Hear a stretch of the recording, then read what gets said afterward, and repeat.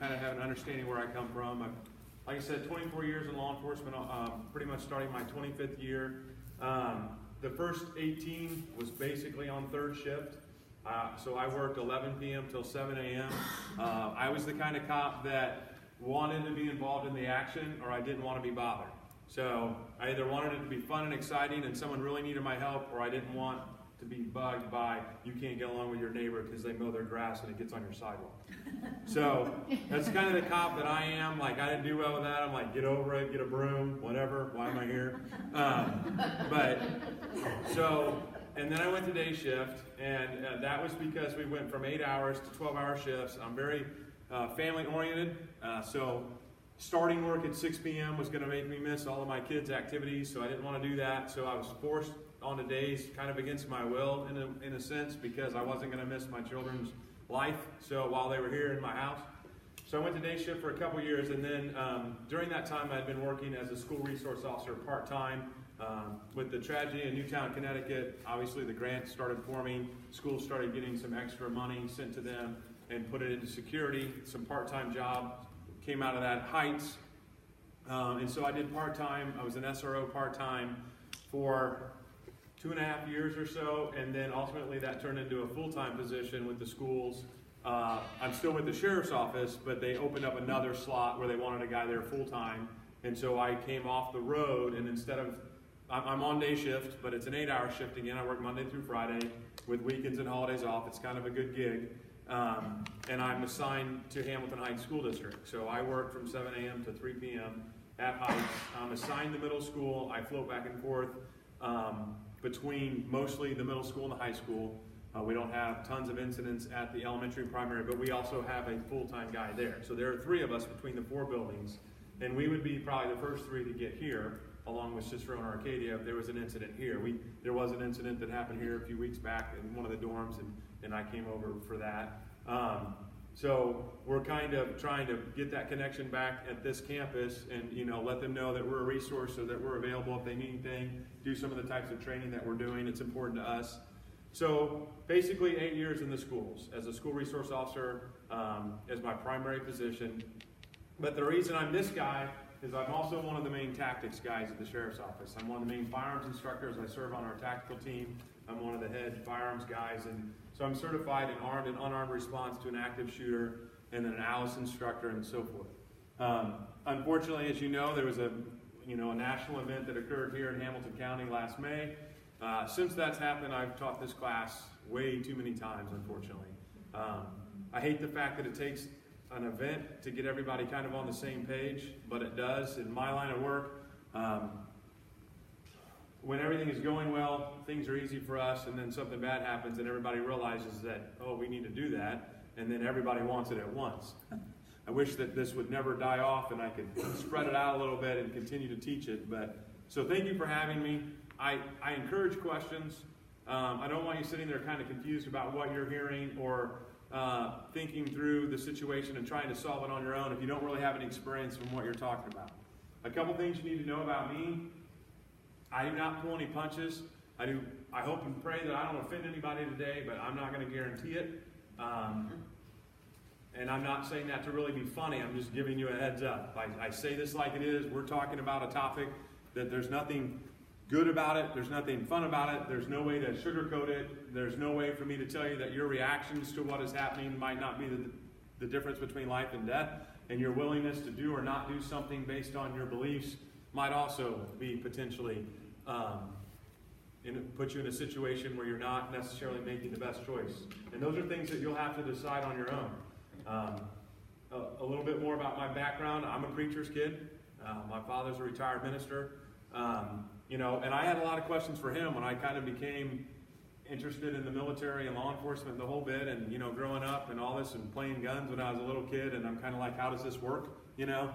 And so I had those questions, and those were answered for me. Obviously, I'm someone that believes that if I were forced to, and heaven forbid, have to take a life in the course of my duties, that I now have come to grips with the fact that I can do that and it not be against my beliefs. And I had to decide that a long time ago. Obviously, I wouldn't be an effective police officer. That's a decision I'm going to try to make at the time, hoping it never happens, because there won't be enough time for me to deal with that moral dilemma. right? And that's kind of what I'm talking about when I come to you with this training, when I say I'm not going to pull any punches. There are elements of this program that do and might involve you countering and or reacting to a violent situation, which may require to use violence back to survive. And so when we get into that, I'm just letting you know ahead of time to be prepared for it, and it's something that you'll just have to think through and don't hesitate to ask questions. And I hope that my terminology doesn't bother you, but it's just kind of where it comes from and where I come from.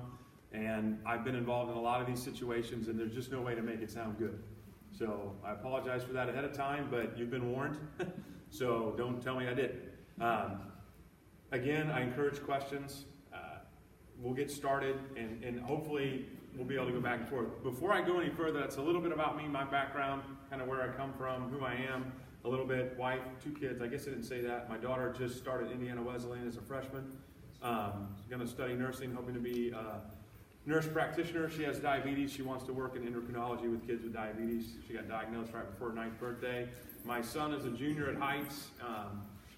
Great athlete, great kid. He's hoping to maybe go the engineering route. He's a smart kid too. My wife stayed at home for, I want to say the first 8 or 9 years. That was important to us.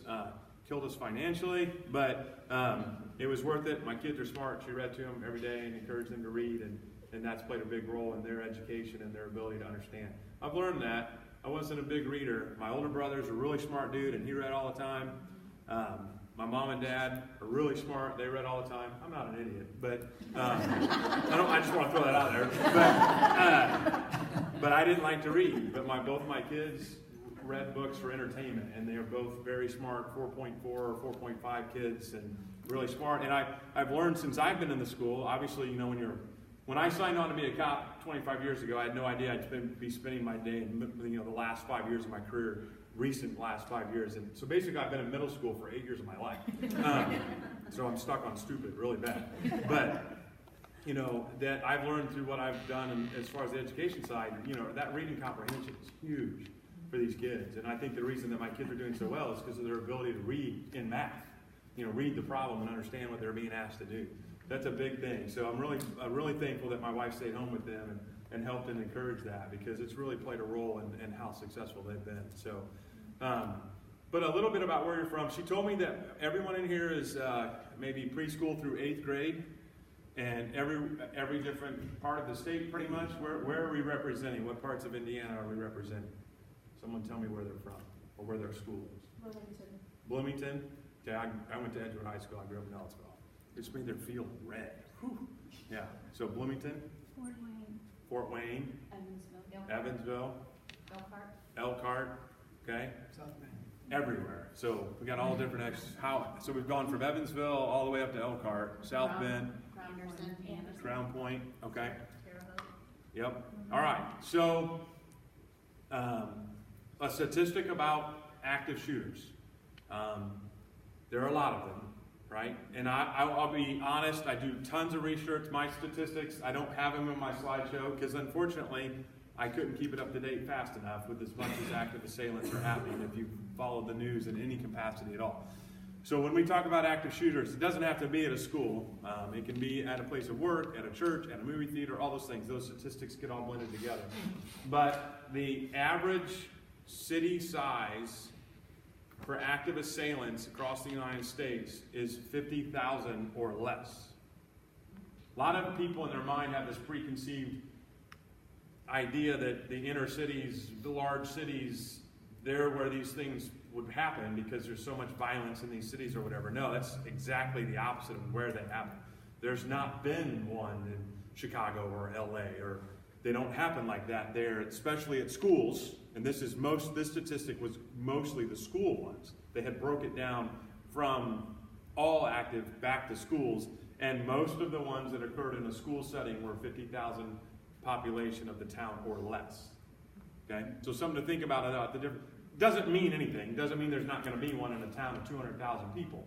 But statistically, at the time, like 87% happened in towns of 50,000 people or less, which is exactly where we're located here in Hamilton County.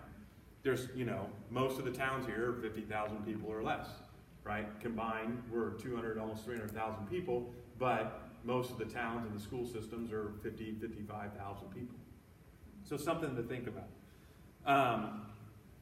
When we talk, she didn't get a chance to answer this a little bit. So when we talk preschool to 8th grade, do you have all those kids in a one classroom setting, depending on your school? Some of you have, so yours are all in one setting. So you have everywhere from the youngest kid to the oldest 8th grader at the same room. Is there anybody that's the only teacher in the building and you're the only person there? So 2 of you, 3 of you? So the rest of you have at least maybe another adult in your facility, in your building. Are most of these buildings similar to the elementary here? Just a smaller setting type environment? Kind of. This or that? Okay. A lot of what we're going to talk about, you're going to have to really get to know your facility and all that. So it's just helping me kind of have an idea of where you're at and what you're doing. You know, is there anyone literally in like the Walnut Grove one room? Yes. So there you go. So, and if you're familiar with the school shooting in the Amish, or you know what I'm talking about? So, I mean, it has happened at every level. It's unfortunate that I can stand here and say, there's an example of a school shooting in the exact building that you're in. And it's everything from a disgruntled, you know,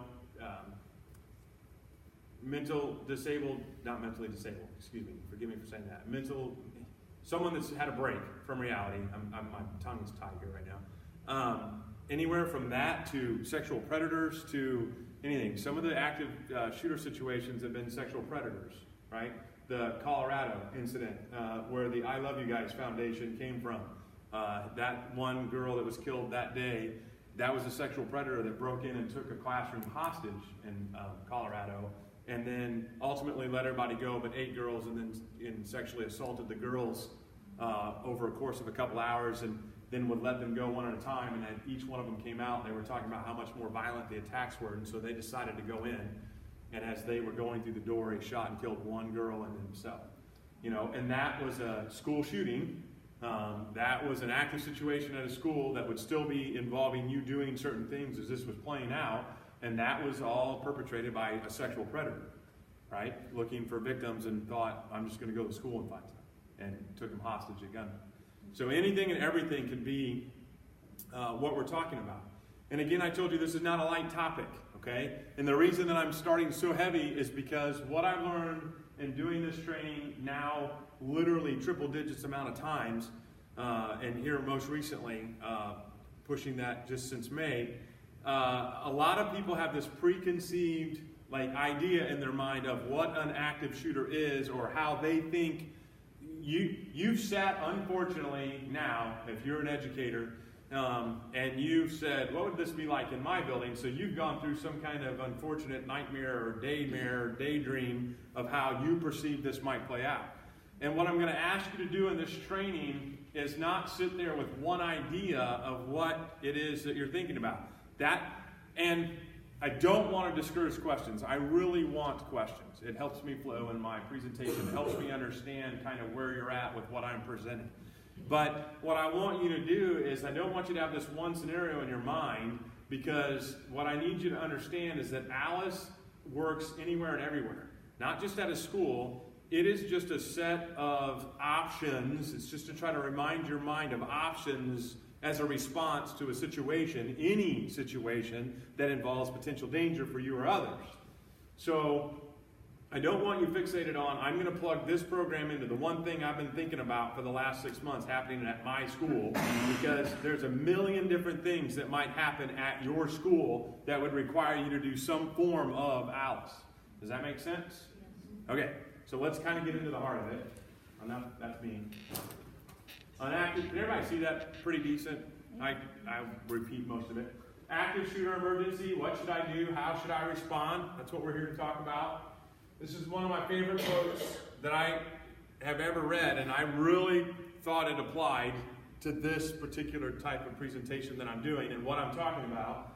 In any moment of decision, the best thing that you can do is the right thing. The next best thing that you can do is the wrong thing. And the worst thing that you can do is nothing. Theodore Roosevelt. And why this applies to the presentation that I'm giving today is I want you to realize that when we say doing nothing, I've heard stories and recounts of the events from victims where they said, I got under my desk and I heard him shooting my colleagues, or my work mates, and I heard them reloading the gun, and I've actually heard one of them saying, I just sat there and waited to die. And that makes me sick in my stomach, because my thought is, why? Are you under your desk listening to all these things, even listening to the fact that their gun's empty and they're reloading it, and yet you're still sitting there waiting to die? That's what the whole point of this is about. We don't want you sitting there waiting to die, and we don't want your kids sitting there waiting to die either. So that's what this is about, okay? And so that's why this quote meant a lot to me. And I felt like it really applied when you think about it. Let's not do nothing. Let's do something. Even if it turns out to be the wrong thing, at least it wasn't nothing, right? All right. What is an active shooter emergency? An active shooter killer, I put that in there. You need to know what we're dealing with. Killer emergency involves one or more persons, generally but not always, using a firearm, engaging in a random rapid killing or shooting spree.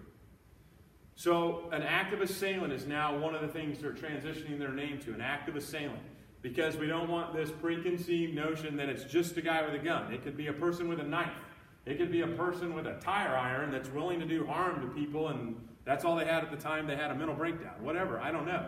They use explosive devices. Some of them use all those options. They have active shooters that have been located with multiple weapons, multiple knives, and they planted explosive devices in and around the area, hoping to get more victims when they fled the area, right? How many of you are aware of the fact that at several of the school shootings across America, they have found improvised explosive devices on scene that were intended to go off in addition to the shooting, right? Santa Fe last year, they had that. Columbine, I may be mistaken, but I want to say there were like 7 propane tanks, full propane tanks that they had set up and rigged that they wanted to explode as the kids fled the building. Right? A full propane tank, 7 different places or something like that. I can't remember the exact. But they had planted improvised explosive devices with the hopes that it would do more damage and more harm and cause more death. Right? So, what we're talking about with an active shooter is, this is not somebody that's there to negotiate like a ransom. They didn't come there wanting money. They didn't come there and want to have a conversation about what their problems are. If you are faced with an active shooter, to give you an example of what I mean by that, it is not somebody that you're going to carry on a conversation with the hopes of talking them down. If you step in front of an active shooter and try to say, hey, calm down, listen to me for a second, you probably will not finish that sentence. Does that make sense?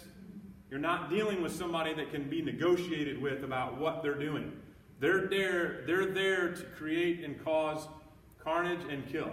So if you're standing in front of them and you're in their proximity, then you are exactly what they're looking for, and it's not to have a conversation with you. It's to harm you, kill you, hurt you, and move on to the next person standing in front of you. Right? So I want you to realize that negotiations isn't a part of what I'm teaching today. Okay? Because that generally is not an active killer situation. Active killer shooter emergencies may last for minutes or hours, span over a large and constantly changing area or location, endanger everyone within close proximity or even sight of the killer. It could also involve secondary dangers such as IEDs, which is improvised explosive devices, which we discussed already. Traditionally, you would shelter in place, wait for the police to arrive. With an active shooter, this could make an unnecessary victim, and you could cause more casualties. Right? We believe giving yourself and others options is the best practice. There we go. Awesome. I love it when I get a point. Best practice. Now, we are training area schools and organizations the Alice Response Options Plan. Okay?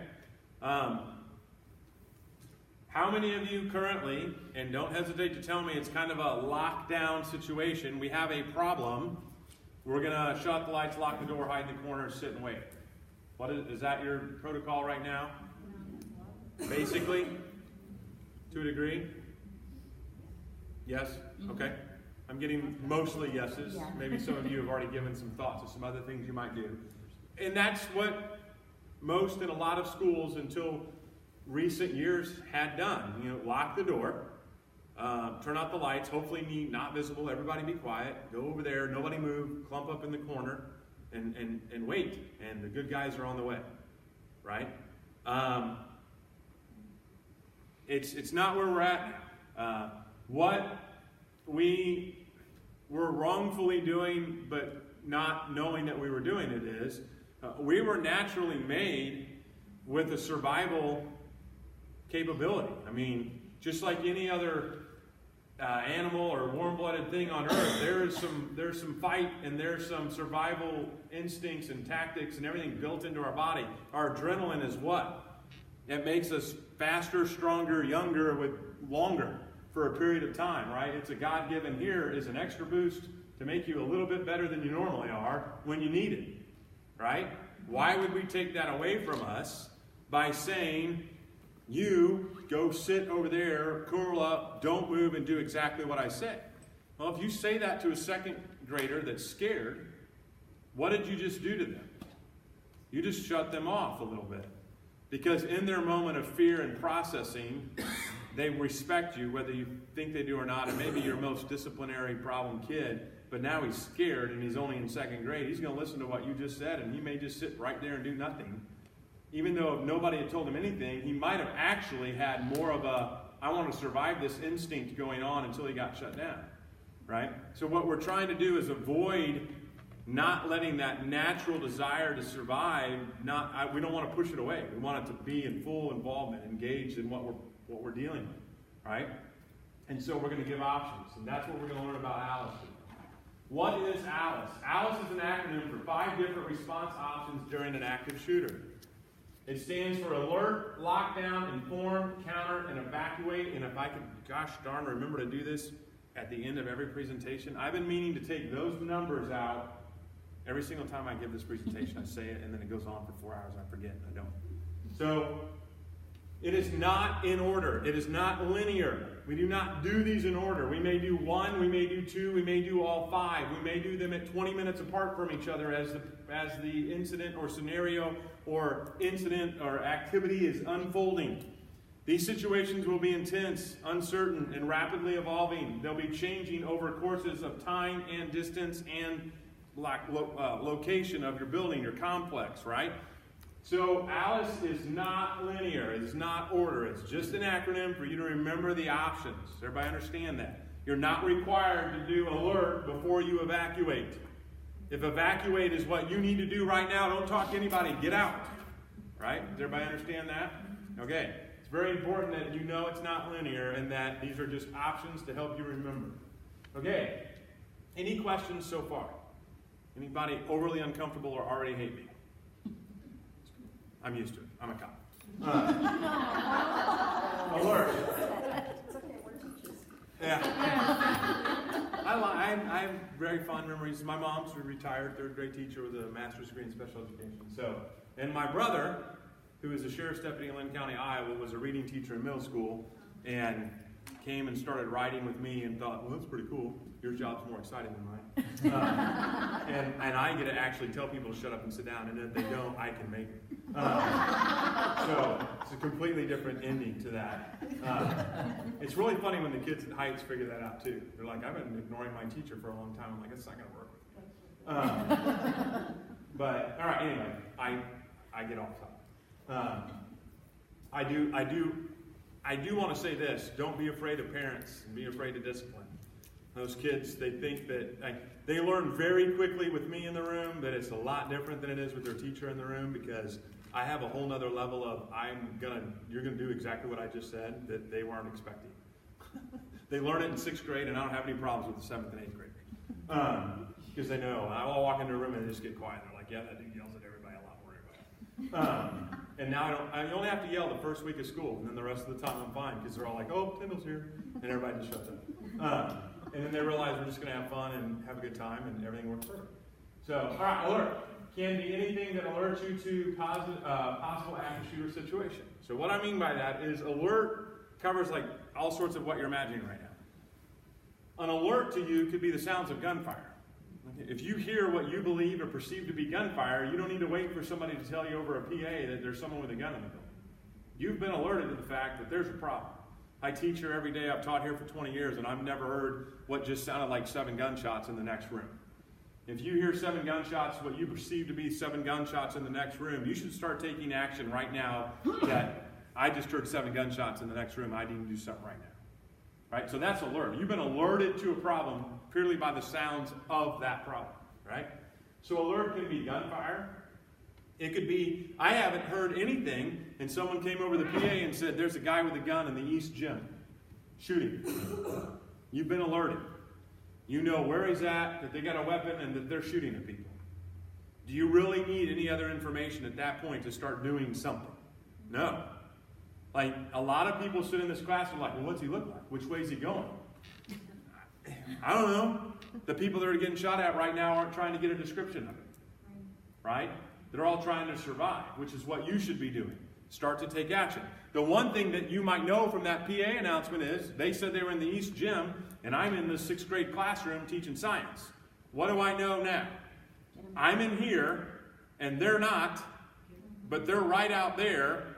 I need to start doing something to make sure that at least they don't make it from out there into here, right? That's what you're starting to process right now. You know enough that there's a serious problem, a life or death situation, and I need to start taking action right now to make sure there is no more loss of life than can be avoided. We want to try to stop that, mitigate that circumstance as quickly as possible. So a PA announcement, an email or text alert system. The reason that these random things are up there is I teach it all over the places. Churches, schools, businesses. I don't know what each and every have. So what is the way you're going to get alerted to? Do you have a text message system? Do you have radios between the 3 teachers in the building? You know, what is it that you possess that might give you an indication that something's happening if you're not in proximity to hear it, right? Witnesses, victims, alarms, right? All these different things can be an alert to a problem. I need you to hear these words and take them very seriously. For the rest of your life, and for those of you that are as old as me or older or even slightly younger, this is going to be hard to process because it is totally, completely automatic when it comes to fire alarms and what we've done our whole lives since elementary school. The alarm goes off, we get up, we go to the door, we orderly walk out to the nearest exit, we go outside at our designated spot, and our teacher takes attendance, and we wait for it to be over, and we come back in. Why is it, raise your hand if you went to school. It's like everybody talking. There are people that aren't raising their hand and they're educators. I'm totally confused right now. All right, so everybody went to school, right? How many of you remember practicing at least a fire alarm? How many of you practiced at least like 5 fire alarms a year for 12, 13 years? Right? So how many times did you practice fire alarm? Right? How many, and I haven't found one yet, and I'm not trying to be lying, how many of you actually were in a fire at school? Right, but we still practice it 5 or 6 times a year, right? There hasn't been a kid killed or burnt in a fire, an actual, like, not with the Bunsen burner in science, but in a fire at a school since, like, before 1950. Since 1950, there have been over 1 million, and I believe it's over 2 million kids violently attacked or assaulted on school campuses across the country. But we still practice fire drills. But we don't practice active assailant drills. Somebody do the math. You know, somebody figure that out for me. Why aren't we practicing 5 active assailant or active shooter or dangerous situation events a year and only doing the fire alarm once? Fire code is the answer to that. There's law that says, oh, we've got to practice this. But no one's sat down and been smart enough to realize, hey, since like 1970, this building is made out of brick, which does not burn very easily, and it has sprinkler systems in it, and it would take literally 3 hours to burn down if you didn't throw water on it. Right? But we're still going to practice how to get out of here if there's a fire. Which we should.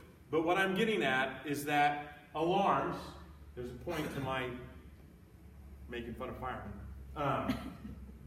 We save more people in fires than they do. I just want to throw that out there. Because do you know why? Because most fires happen when? At night. What are the firemen doing? Sleeping. So who gets there first? You. Law enforcement. I just want to throw that. I'm stating facts, people. I'm not trying to pick on firemen. I'm just throwing that out there, right? I made one mistake. I'm on CNN. They let a building burn down to the brick foundation, and everybody loves a fireman. All right. So alarms. I'm just saying. You guys are laughing because you feel uncomfortable, but you're like, he is actually right.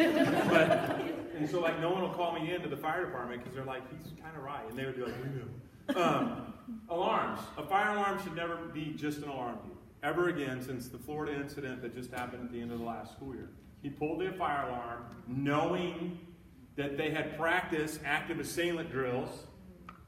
So he knew that the way to get them out where he could get them was to pull the fire alarm because they hadn't put fire alarm and active assailant drills together yet. Does that make sense? He knew if he started shooting, everyone would lock down, barricade the doors, and he couldn't get into victims, and so his body count couldn't be very high. But if I trick them and pull the fire alarm, they won't think that there's a guy with a gun. I wait, they all come out in the halls. Now there's hundreds of kids in the hallway trying to walk through the door because they got an unnecessary fire alarm going off. No one's aware of anything, and now I start shooting them in the hallway, and now there's complete chaos with nowhere for anybody to go. And now we have an active assailant event happening in a hallway when everybody that walked out in the hallway thought they were going to a fake fire alarm. So for the rest of your life, you should understand that this building won't burn down for 3 hours without water being thrown on it. You can take a couple extra minutes at the beginning of that alarm to figure out what's going on. Right? So much so in the state of Indiana where we all work, they passed a law now that says you have up to 3 minutes before you start evacuating your classroom. So you have a 3-minute window now to not leave your classroom during a fire alarm so you as the adult can assess, is this a fire alarm or a fire, and should I be leaving, or did gun smoke set off the fire alarm on the other end of the building, which is, once a fire alarm goes off in a school, it goes off in the whole school. So if there's somebody shooting in the 6th grade wing of Hamilton Heights, which is way far away from the 8th grade wing, the fire alarm is going to go off, but the people in the 8th grade wing aren't going to have a clue that there's gunfire going on in the building. But if they step out of their room and they sit there quietly for a minute, they might start to pick up something else is going on. So what we do by chance, to give you an example, is now we've built in like a 90-second make your kids sit silently. Now the alarm is piercing, it hurts my ears when it goes off. But now we hurry and we shut it off. Because now we want to get it as quiet. It gets everyone attention in the first 10 seconds. And there's nobody in the building that doesn't know it is going on, right? So everyone's like, fire alarm. The kids are instructed to stay seated and get quiet. Get totally silent, stay seated for a second. The teacher, in that next few seconds, we encourage them. If you're a teacher with an outside window, just glance. Look across all those windows, and does everything outside look normal? Or is there some strange-looking kids just standing there waiting for people to come outside? Is there anything that just makes the hair on the back of your neck stand up when I look outside in that first 5-second glance? And you look out your windows every day. And every day, about every 100 days, you'll be like, what is that? And then it turns out to be nothing. But if there was something weird going on, you'd pick it up a lot quicker than you think. Okay? So in that first 5 seconds, look out your windows if you're a teacher on the outside of the building.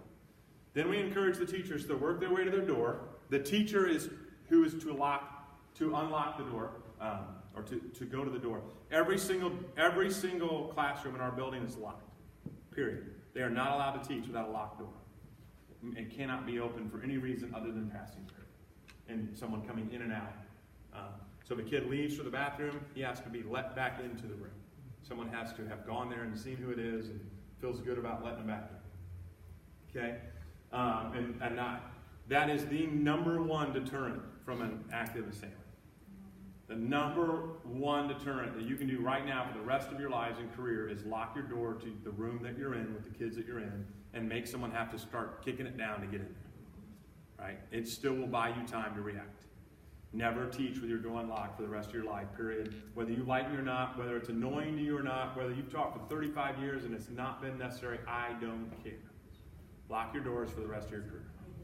All right, so the teacher goes to the locked door. The teacher opens the door. The teacher stands and listens. Hopefully we've got the alarm shut off by now. Do I hear anything that's unusual? Do I smell smoke? See smoke? Sense fire? No. If I don't have any of those senses that immediately say fire, fire, fire, then just take even a little bit longer, look out. Then we encourage the teacher to step out. In our buildings, like most school buildings, at some point in your hallway, There's teachers all down the hallway. So what we hope to have now, about 35, 40 seconds into this fire alarm, is just a whole bunch of teachers looking at each other, and everyone feels comfortable. No one's reacting on one end or the other to some violent incident. They communicate with each other. I got nothing down here that looks bad. We're good. We're good. Let's start evacuating. We're good down there. Yep, I can see down this hallway and this hallway. I don't see anything. We're good. And then boom, we're 45, 50 seconds into a fire alarm. Now the teachers have communicated to each other, we're good. Let's start bringing the students out. And then we encourage at least one adult teacher to make it to the door, exiting the building first, and they do the same thing. They step out.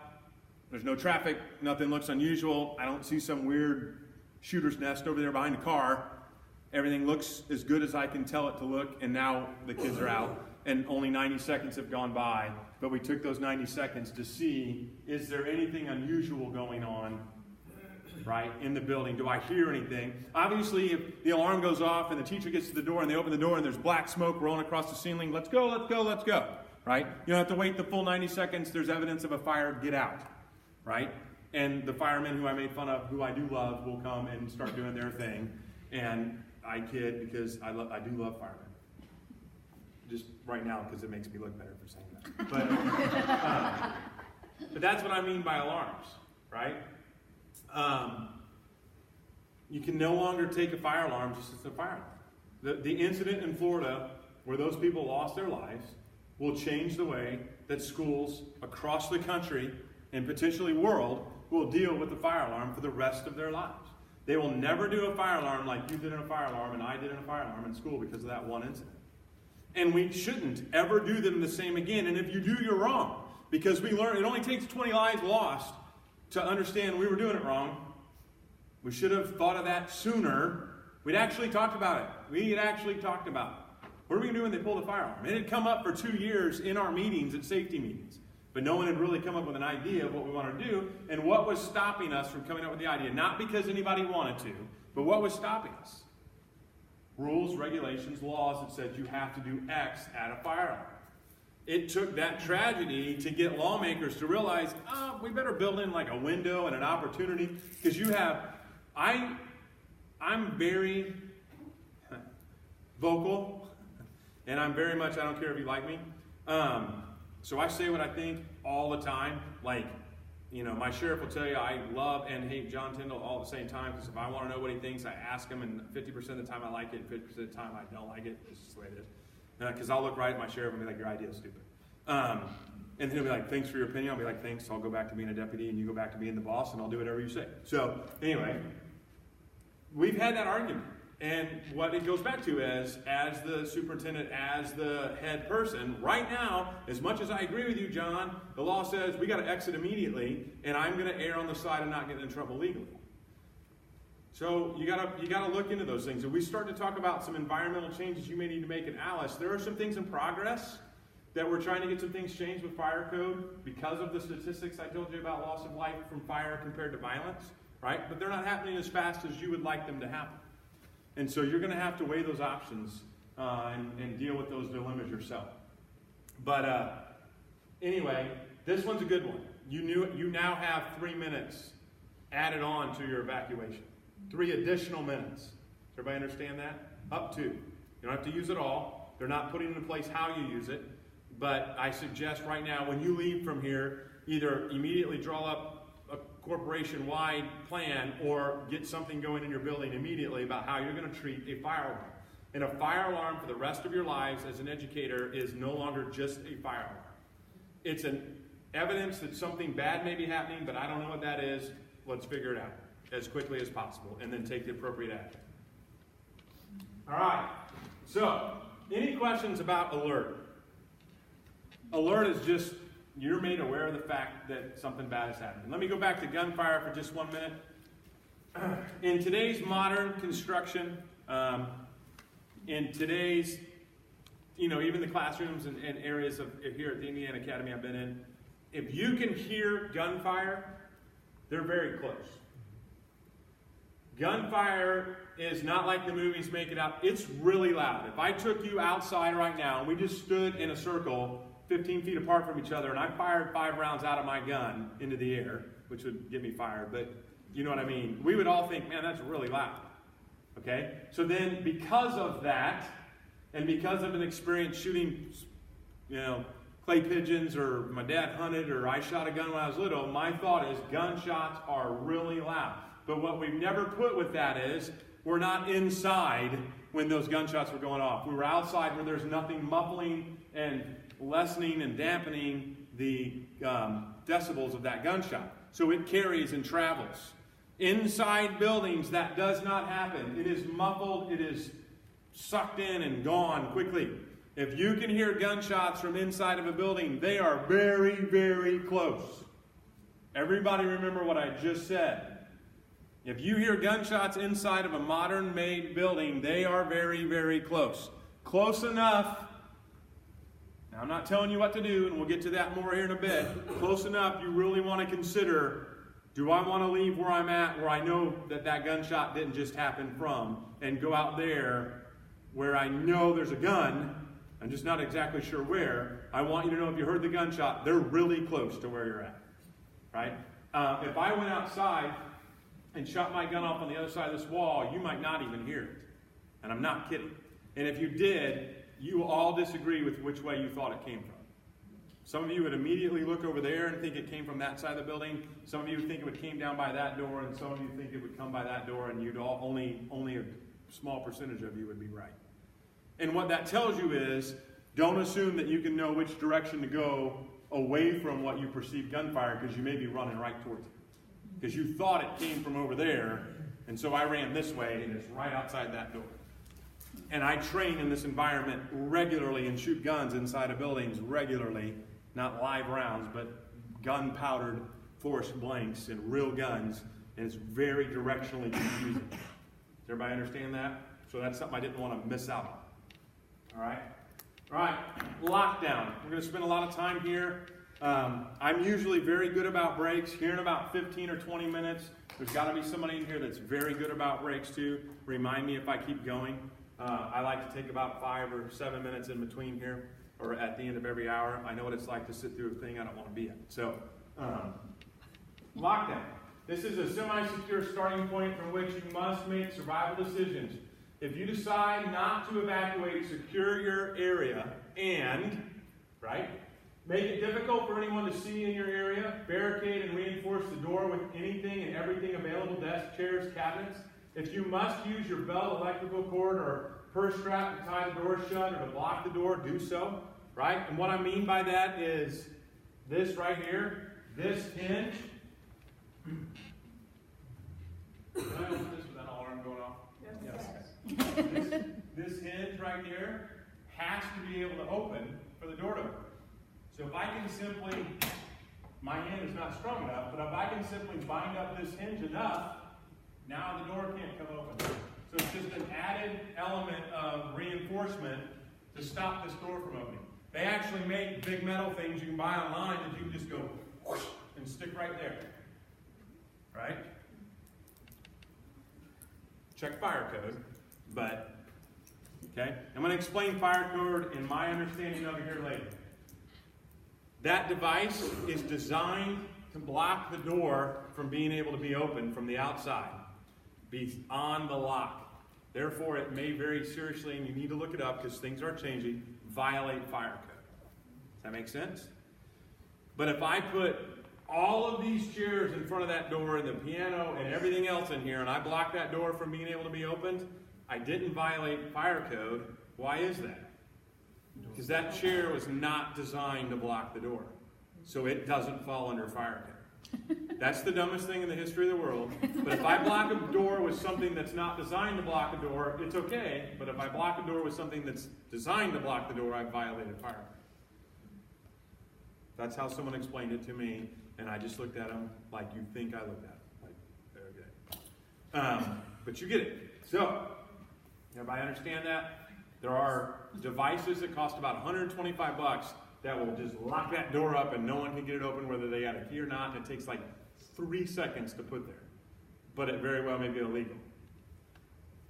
So unofficially or just... Oh, you go first. Sorry. Ladies first. Officially or unofficially, off the record, on the record, can you recommend that we go on Amazon and buy that? And Oh yeah, that's being recorded. I say check fire code. Oh, yeah. I was smart. I didn't read a lot, but I was smart. Okay. So it's being recorded, so no. But No, check I'm not fire- answering that question at all. I'm telling you, like, if it's against fire code, don't do it without authorization from somebody else. All right. Does that make sense? What I'm telling you is, without trying to misdirect you, there is currently discussion and there are some changes happening. I don't know where we're at. Okay. So do some research, and there may be some things that were once not acceptable that are starting to become more. Understand the incident that occurred in Noblesville, a town where a lot of lawmakers and everything live, right? And we're very much affected by that in the state. And I'm not trying to say anything political there at all. A lot of families that are in our lawmaking part of Indiana live in Hamilton County, and their kids go there and their whole bit, and they're not sitting there. These are laws that were designed and passed years and years ago before their time of lawmaking, right? So till somebody just recently told them, oh, we got a device that'll do that, but we're not allowed to use it. I'm sure there are a few senators who are like, what? Right? So there's some stuff going on down there back and forth about trying to make some changes. You know, some things have been brought to people's attention that wasn't on their radar. And that's way beyond my pay grade. But there are a lot of great design devices that will be easy for even a single female teacher to pick up and implement quickly, right? That will be easy for you. But figure out which ones are acceptable right now and which ones aren't, because I don't have a list of that. It's beyond my ability to even put all that together.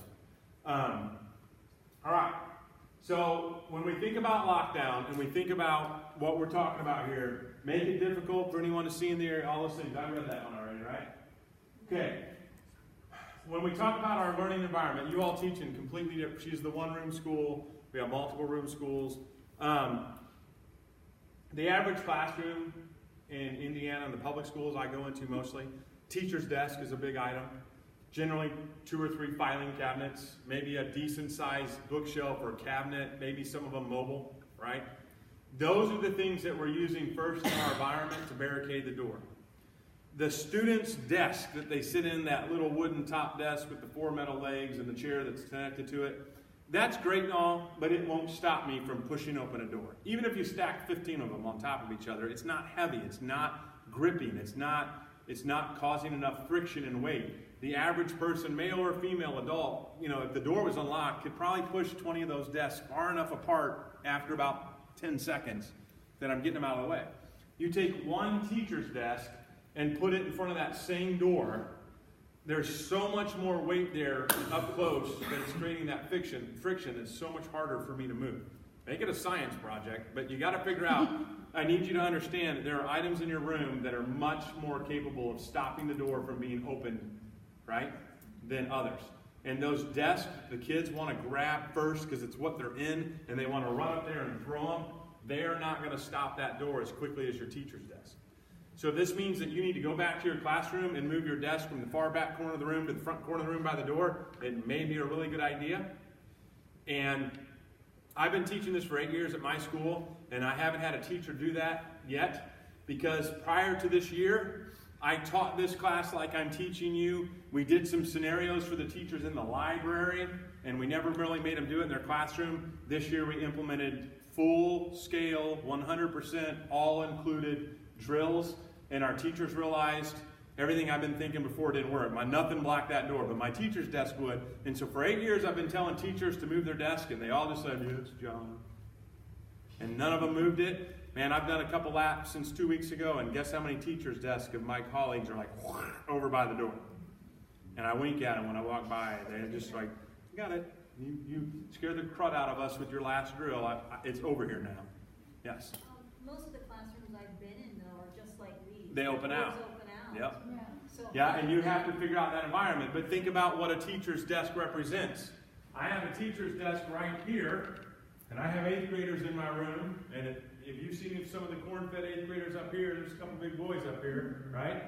They slide that desk over there, and I stand it up like this. And now when I open this door, I got another wooden surface in front of me that's still blocking a good portion of that door. So I've created kind of a second door to my door that opens out. And now behind that desk that I've stood up on its end, I've pushed the filing cabinets and the bookshelf, and now I've stacked all 30 of the desks on top of that, and I've created this big barricade that's harder for them to get in, right?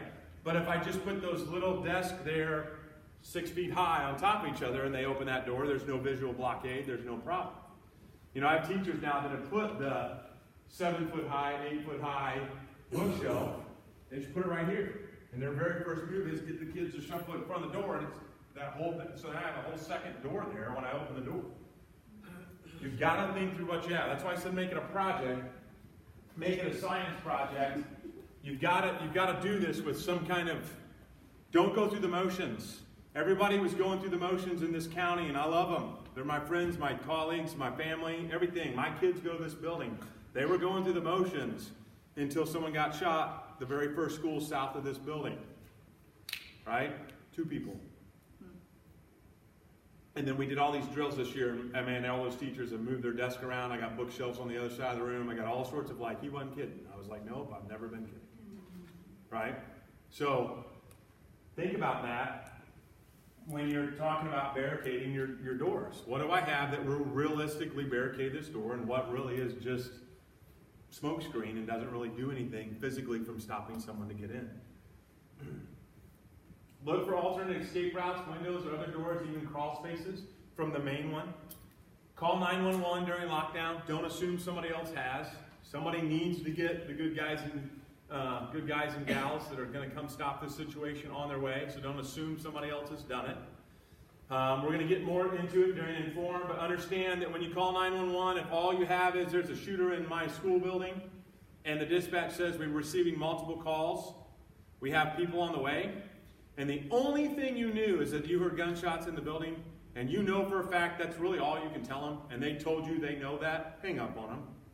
Because they're required now with their training to ask a bunch of questions that you're not going to know the answer to. And so if you know you've already provided the dispatcher with all the information you have, hang up the phone. They will not be mad at you, because if it's a school the size of ours, there will be 700 other lines lit up, and they got to get through all of them to try to figure out who's got the most important information. Right? I can go on a domestic violence call where the husband's armed with a knife and hurt his wife. That is 3 pages long, which in my line of work, a 3-page dispatch report for me is really long. Like if there's enough narrative that went into 3 kind of half-screen paragraphs of information for me, that's considered a really big deal call. Okay? There were like 900 pages of dispatch information from the Noblesville West incident. So there's a lot of phone calls coming in. So if you don't have any in real-time, relevant, right now happening, I'm visually looking at information, just hang up the phone. Once you know, they know what you knew, just hang up the phone. Everybody get that? Never would discourage you to call 911. But when you realize you guys are wasting each other's time, just hang up on them.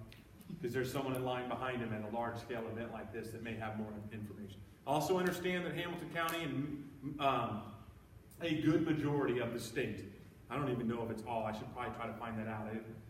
Think about that, knowing that I have so many other people. But most of the places you said, Bloomington, Elkhart, they all have text 911 as well. A lot of them. So you're in a closet hiding, and you know that there's a situation, you can just text 911. I'm at Indiana Academy. I was in the gym. Somebody came in with a gun, started shooting at people. We're located just north of Cicero on State Road 19. I'm hiding in the closet. Send. And you literally just put 911 in the phone number area of the text, and it'll go to the dispatch center.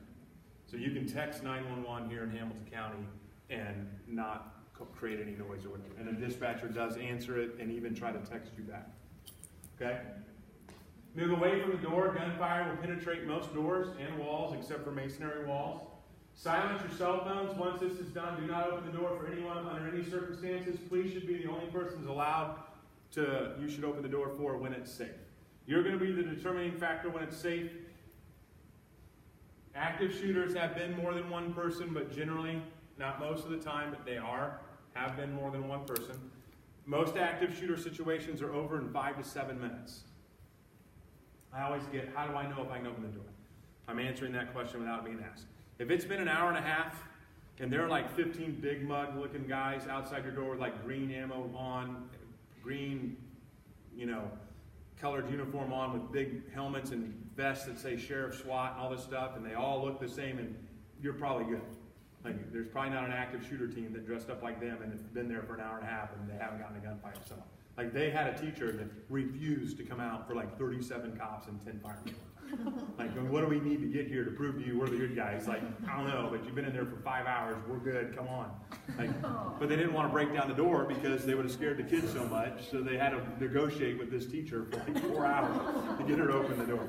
If you're pretty convinced there's a SWAT team standing out and they tell you you're safe and they're looking at you through the door and communicating with you, you're probably good to go. Yes. I just have a question about that. So, like, just a scenario. So, our classroom is closest to the lunchroom. So let's say that somebody came in the building and the other class was in the lunchroom and our door was closest, but we already did the lockdown in our room. Could I not open the door for our, so what do they do then? They're on their own.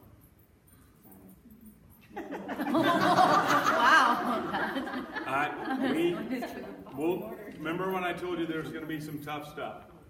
If you send a kid to the bathroom and you have 30 students in your room and 29 of them are in there and one's at the bathroom, you barricade the door, you lock the door, and you leave it locked. And if that kid comes back to the room, you tell him to run. And you don't unbarricade the door, and you don't unlock it, and you don't let him in. Period. Greatest good for the greatest number. Philosophical question that's been asked many, many times. And I can tell you, I get chills talking about it. I'm a dad. And I've become very emotional teaching this class over 6 months. And I responded to Noblesville West. So I've been to an active shooter situation. And I've seen the fear and the anxiety, right? It is what it is. You don't open the door for anybody but law enforcement when you know it's safe during the event. I'm the guy that puts on the training that invites a whole bunch of kids to the school, and we put fake blood on them, and we make them look really hurt, and we get them really involved, and we make them wounded, and we start having them yell and grab the police officers when they come in, and we tell them to grab their leg and pull on them and say, "Help me, I'm dying," while blood's squirting out of them. And if that police officer stops to help that kid, he gets ripped. It's torn apart. We tear him up. We push him. We yell at him, "Get moving. You leave that kid right there. Go. Let's go." Why do we do that? Why do I have to teach my officers that's what they have to do? Somebody tell me. Somebody live in our world for a little while, not through the eyes of CNN. You have to stop the shooter first. You have to stop the shooter. If I stop to help that one kid with blood right there, I'm going to have 45 other kids with blood down there. My job is not first aid on this kid. I may have to step over my own son in Hamilton Heights to get to the shooter. But if I stop to help my son, and I've had to deal with this dilemma, it's not easy. There's going to be 45 more, right? So I have to tell myself that over and over again. It is what it is. Same scenario. You got to do what you got to do.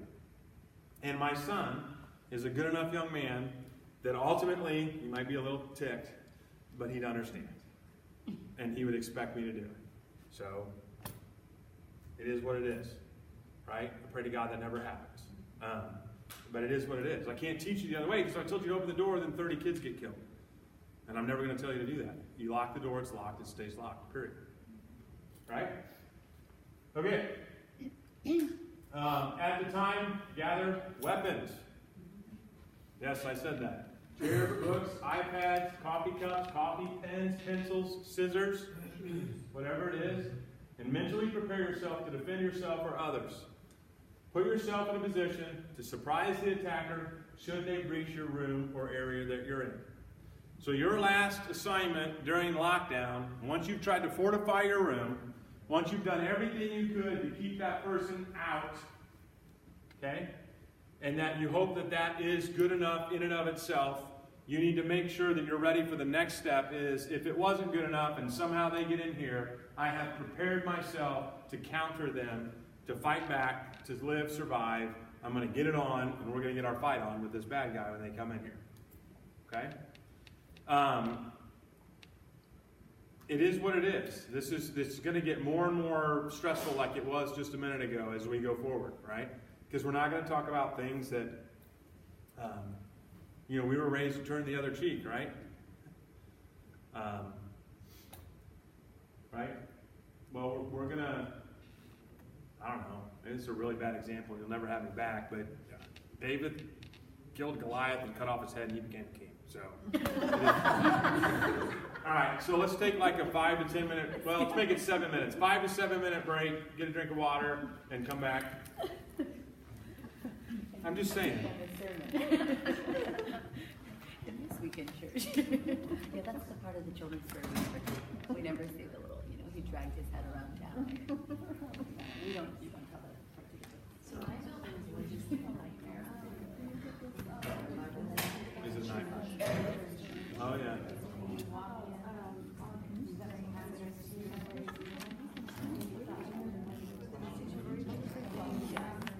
Well, wait a minute.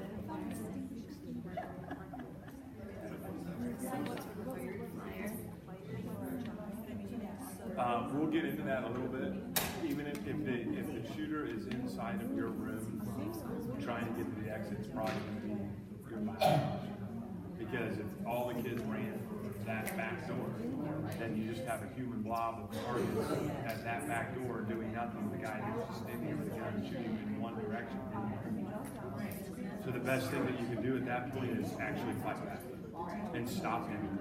And that you would have probably mitigated the circumstances better than you would have been.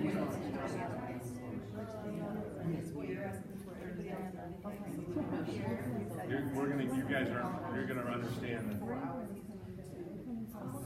I'm 6'3", 6'4", 235 pounds.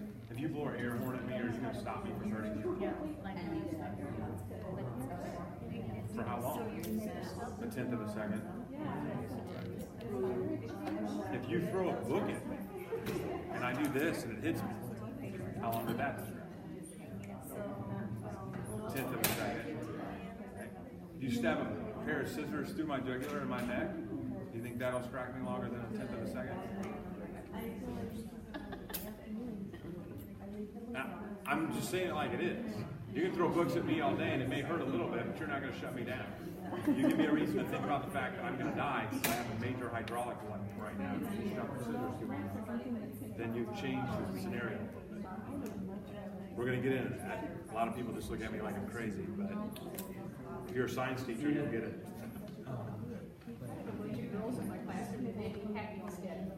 Oh, I can tell you right now, I'll do the girl guy fight here in a minute. Just trying to complain last week. You're having a great day. I was like, don't use the safety system. It's a good thing. Yeah, that's right. But they probably have a Walmart too. This is very